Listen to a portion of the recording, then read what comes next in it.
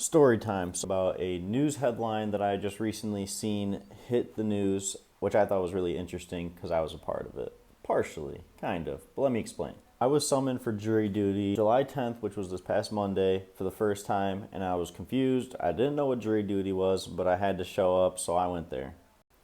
As the judge came into the jurors' room, he started to explain, hey, we have a high-profile case, someone who is famous. We have a case regarding their probate. I didn't think much of it at the time, but after leaving and seeing news channels around and hearing, it happened to be the Aretha Franklin case. So I'm going to go into a little bit more depth of that. So you likely know who Aretha Franklin is, even if you don't know her name. She's the singer-songwriter of R-E-S-P-E-C-T.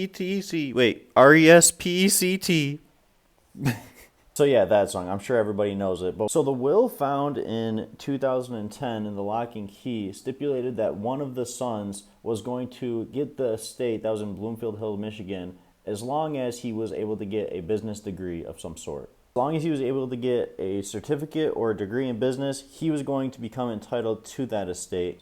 Now, the version of her will that was established in 2014, which was found underneath the couch, stated that that son, as well as their brother, and the rest of their grandchildren all got stake in the estate in Bloomfield Hills, as well as the royalties. And if you know anything about royalties or Aretha Franklin, you understand how big of a deal that is. Just on one song alone, I believe her royalties generate somewhere from $500,000 a year. So definitely a big deal. You may be thinking, okay, well, what was the case here? The case was that essentially Ted White II, who was the one found on the original will in 2010 in the lock and key, stated, hey, I have right to the estate because that was what was found in the 2010 will, which is true. On the other side of the courtroom, Aretha Franklin's two other sons, who are the brother of Ted White, who are Kecaf and Edward Franklin, argued that there was a more recently updated will that Aretha Franklin wrote in 2014, which was found in the couch, that stated that they as well get a share in ownership in the estate as well as the grandchildren. So, of course, they feuded it out and they had to take it to the courtroom to get it settled, and ultimately, this is what the jury decided. The jury actually found that the handwritten will that was found under Aretha Franklin's couch was valid.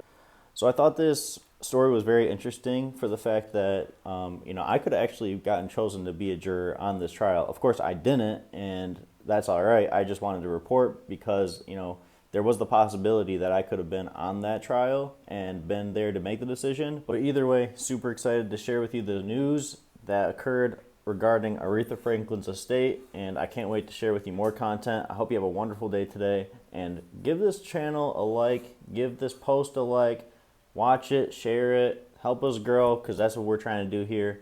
Thank you. Take care.